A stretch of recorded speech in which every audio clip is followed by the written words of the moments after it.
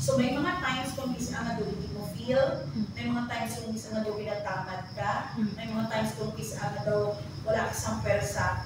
But it is the Holy Spirit na nagapukaw kita sa inyo. I don't know kung naba't siya ganun na kung doon malamig ka ba na, magpalamig ka sa Ginoo, pati nga lang ang pinapainit ka, pinapainit ang mga puso ko. Hasta naman siya ganun ang iyang presensya sa Ginoo. Nakikit ka, and you will really enjoy the presence of our Lord. That's why, padayon kita, no? Imbis naman sa ito, mas nakagod ang ako na ito. Agod ang mga ng ako na ito. So, hindi na balad kong kainit. Padayon lang kita, ubod ko sa Ginoo. Kaya ang nakabala sa may Jeremiah nga balad, like a fire, shattered on my bones, ang balad na minadugangan sa kalayo at nagkalimusod sa pagpapaladag sa Ginoo.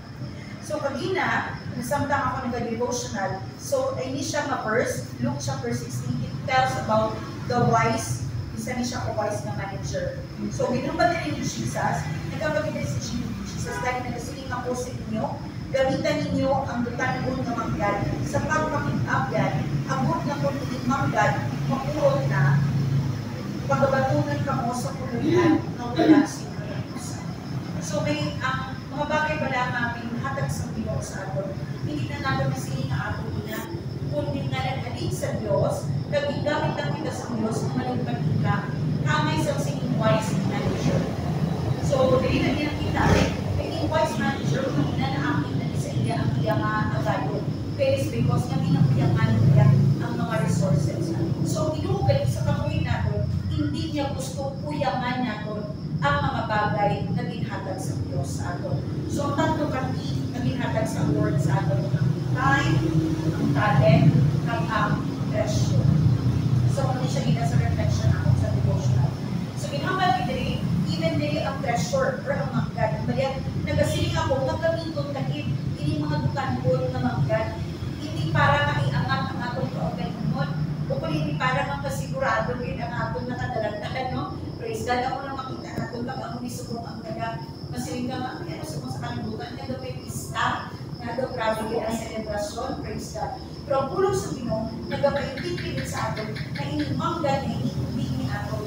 Pero hindi kita ang nagabot kung paano natin gamitin. Ang tuyang sa Diyos, gamitin natin sa pagpasangkat sa iyang ginhanita. So, hindi sa pagpasangkat sa atong kaugalingon, or sa pagpasangkat sa atong nangalan, kundi sa ginharian sa Diyos. That's why you relate in the name of Jesus na hindi ka magtikon sa mangga diri sa kalibutan. Kung magtikon kita sa mangga dito sa langit. Kaya namin natin hambal niya, agubatunan kita sa atong eternal buhay.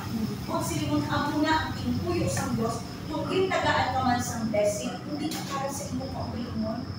Yes, may share ka nila, may enjoy mo, maging comfortable lang yung family, pero isip itagay, that is a good steward, ganito ka na sa pagkasangkat sa Panginoon sa Diyos. Ako nasubuan ako.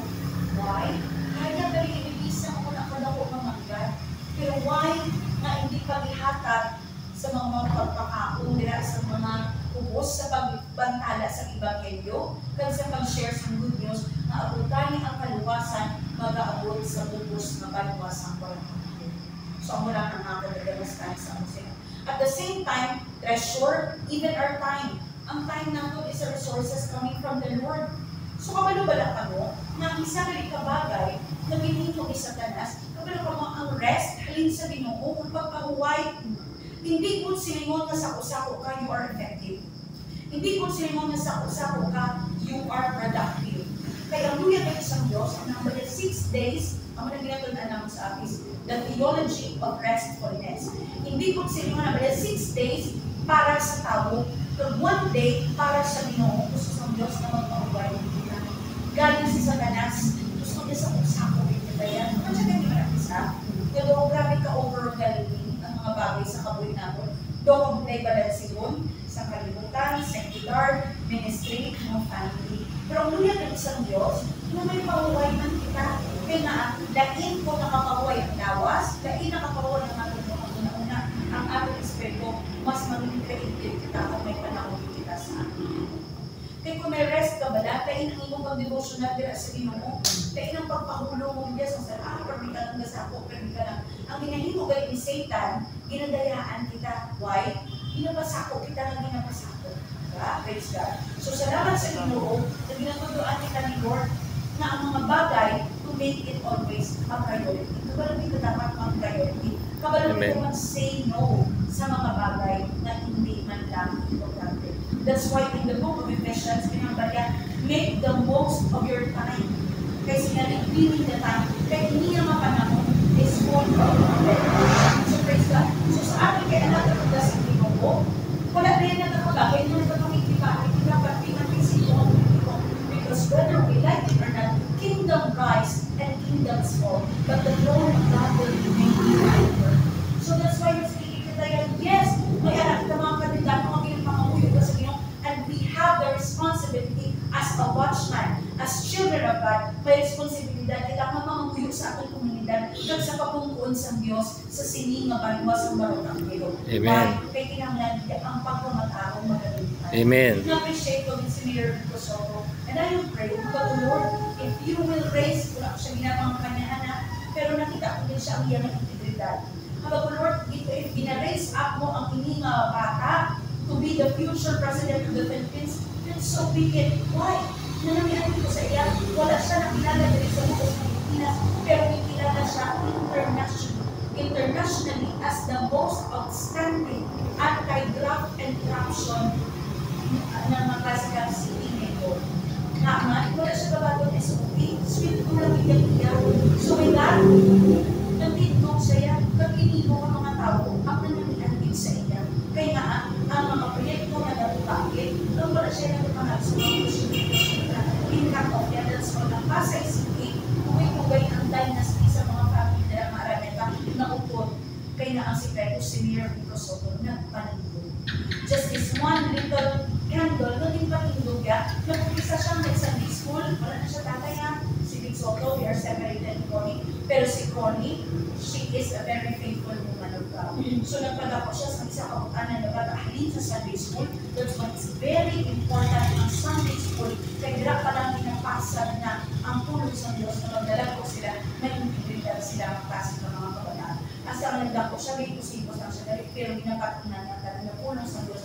Kasi sa mga mayor siya, imagine ang dala, bilog na dynasty, pila nakadukada, na ang pamilya na ang nagkapot sa sinang syudad, pero isa ka Mayor Vico Soto, no? Praise God. Among nagpanindog, kung isa sa nagpungko siya, wala siya nagbato sa mga 10% na kasi sa pila ka milyon ka pesos ang Pasay City kalibutan pa rin sa dami ng project. That's why nag-rejoice ang Milobigya na syudad. So siling ko ba na Lord, it really takes one single step to really stand for the Lord. Ako wala ko yung direction na sa mga binatagan ng sa mga kusina. Pero in my own conviction, ang isa niyo mo kasuga ng kasigahan mo, kasigahan natin po ng suga natin, at doon nakitaan sa mga tao sa kanilang.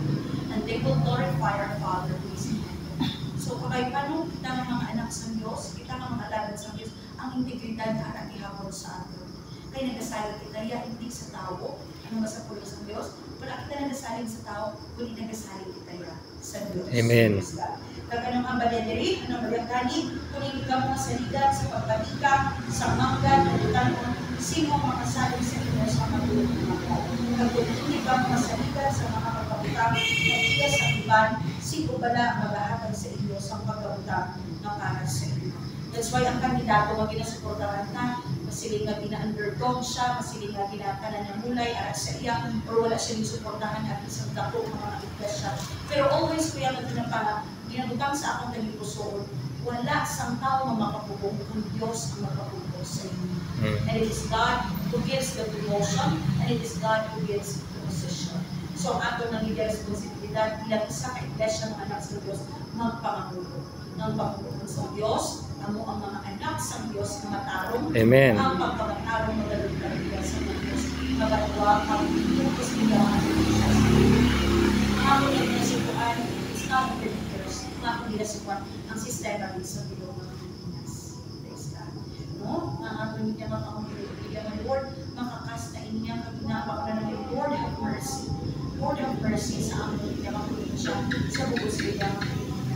I believe na kung makipas ini siya ang bandage of graft and corruption, pinahimo ang mga tao ng beggar, pinahimo kita mo namin makikilos na liga sa lugar na kita, pag wala sa kayuda, wala in everything.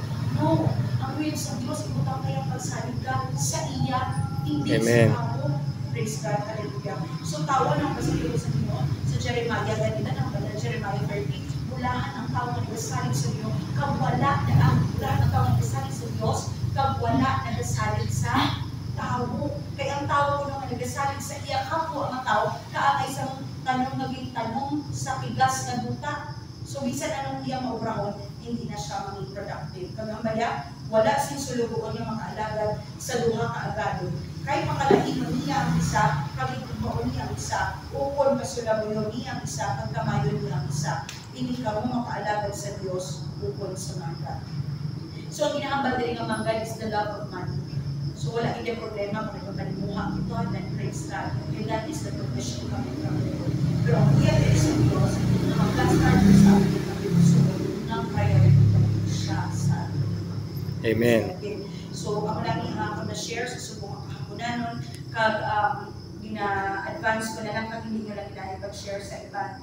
Kay it's because na may